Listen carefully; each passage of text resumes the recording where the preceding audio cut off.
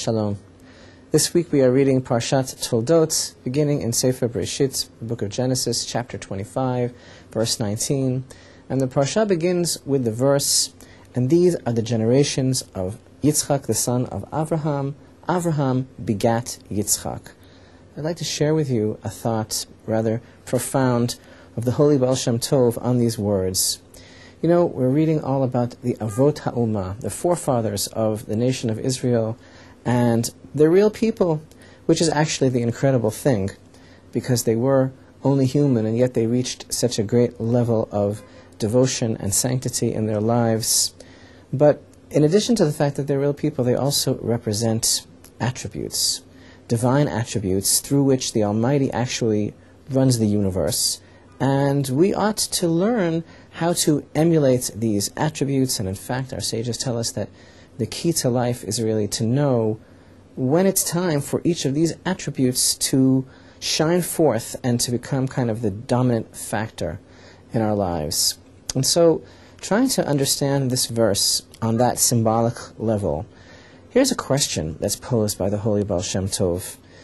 How is it possible that Yitzchak, Isaac, who is gvurot, that means strength, supernal strength, that actually is a reference to strict or harsh judgments, kind of a concept of constriction, of tightness of consciousness.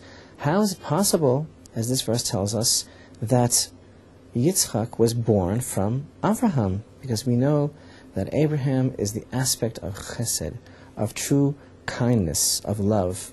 In other words, how could kindness give birth to din, to harshness? And this question actually has serious implications for life, because if God created the world as an act of kindness, as our Torah states, that God wished to bestow goodness upon man and thus brought forth all of creation, and this is really reflected in the secret of the verse in the book of Psalms, Psalms 89, the world is created through kindness. Olam chesed yibaneh. And if that's the case, how could this kindness give way to constriction? And the answer is just this. As it says in these words, Avraham gave birth to Yitzchak. This gvura, this harshness, is from chesed, from kindness. In other words, the harshness exists so that there will be a constriction in the world, and the constriction itself is a kindness.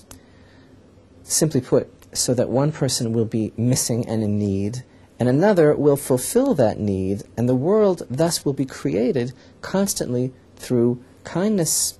Another act of kindness will be performed. So indeed, Avraham actually gives birth to Yitzchak. The kindness gives birth, gives way to the constriction. The world is thus created through kindness. The Avot, the forefathers, bring about this tikkun, this rectification of the human condition through their attributes, and we, the children, continue to play our part in the world's rectification through our following their footsteps and emulating these traits.